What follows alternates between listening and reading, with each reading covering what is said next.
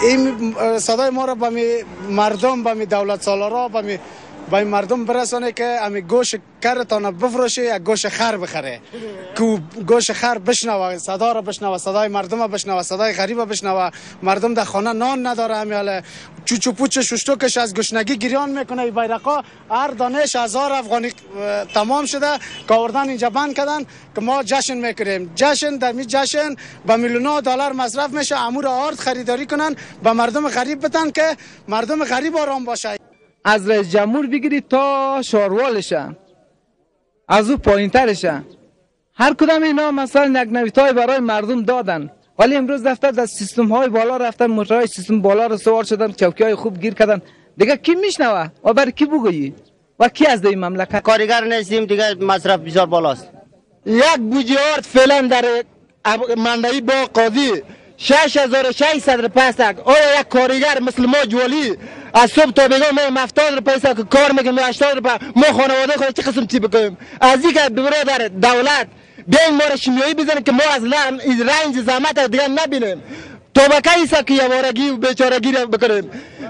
راه مزار بیشی بند است، راه ترخم بند کردیم، راه ترخم هم بند کردن، راه مزار هم بند است. توبکه این کار ما بکنیم. 1 روپیه کار نکردیم. اکثر وقتا پیسه نان چاشت ما از چوب خط از سماچی گرام میمانم، قرض میمانم از این روز دیروز.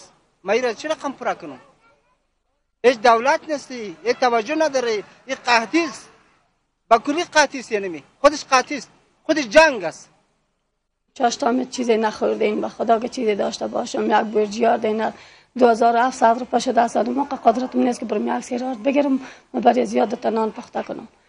3 روز شد که برنجم در دیگ درکدگی مانده سم که گاز نمیافم که مامور را پخته کنم پیش زمین ببانم که بخوره. باشندگان ولایت ننگرهار را به جاده ها کشانیده و صدها تن از باشندگان شهر جلال آباد در اعتراض به افزایش نرخ مواد خوراکی دست بر راهپیمایی زده و از دولت خواسته‌اند تا برای رفع این مشکل اقدامات جدی صورت گیرد.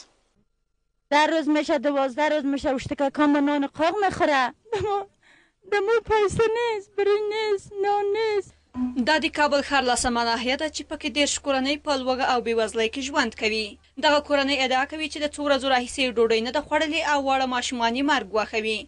دا کورنۍ وایي چې دوی د اوړو اخیستلو وس نه لري او سهار وختي هغو دوکانونو ته ځي چې د څارویو لپاره پکې سبوس او وچه ډوډۍ پلورل کیږي او دوی خپل ماشومان ته د ژوندي پاتې کېدو لپاره رانیسي. بسیاری مردم توان نداره، میره جمع میکنه برای طفلای خود میبره برای خوردن. یک بوجیار تا 2500 افغانی 7 سیرار رسیده است. باز میبره برای مال خود، بسیاری برای خوردن میبره. در روزه زرچه هستم، نان ندارم. این نان بزرگ گوسفندا میخوره، گاو میخوره، ما نان خشک نان فروش میخوریم. چند شب میشه که مریض هستم، نان ندارم، در اشتکایم بسیار حالم به تنگ است. ادسته که گشنه هستم اشتکم پیدا نمیشه.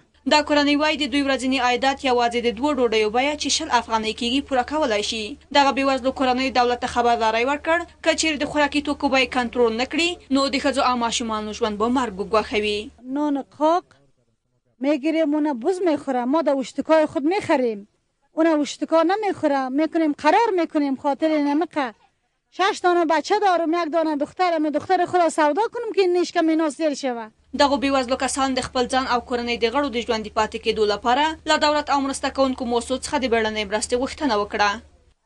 تقاضای ممیز از جناب آمین صاحب کرزی از خود رئیس جمهور که ما مردم غریب جمع کنه، در یک جای پترول بزنه در بته، یا به ما یک جای مناسب تعیین کنه، یا بگه که شما از افغانستان نیست برای موږ د سلور کال دغلته د خپل ځون نه زیاتې موږ په تنګ راغلي یو. یو دریشي په ځان کې راځي موږ باندې دلته بس کولنګه کې پټاقه کې موږ باندې وروره د دې نایې نه د دې او زې نه رشوت بازي د وروره اخر موږ لاړ سو چیرته.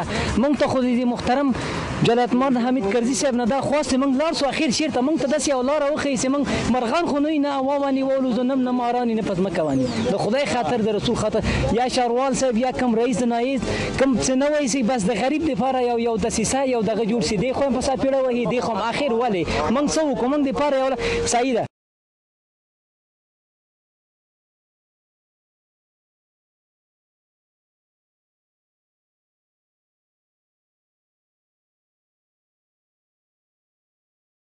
فقط نان سر آنتنای تلویزیون دیگه کشال کرده و میگه میتونی بخو، اگر نمیتونی بمر. ما خدا خودکشی کنیم، مسلمان هستیم، خود کار خدا میترسیم، اگر نکشیم دیگه هیچ راهی نداریم. ما دیگه خانه میرم 3 تا نان 4 تا نان در زیر قول خود میگیرم، بر اشتکا میبرم، از خاطر قیمتی است والا نصف نان نمیتونم، نصفش نمیتونم، میگم برای صبحشان باشه. ما تا قیمت 340 روپیه شده، ما نان هیچ کم سر خوردن نمیتونم. ای تو مردم است که می پیسه نصف نان ندارم، میگن نصف نان نصفش بده. اگر میخوای مسئولین جان مردم بگیره، در گشنگی نگیره، یک دفعه رگبار بسته کنه، همین مردم از غم خلاص کنه. پایم بکرده اگر نمیتونه اله کنه.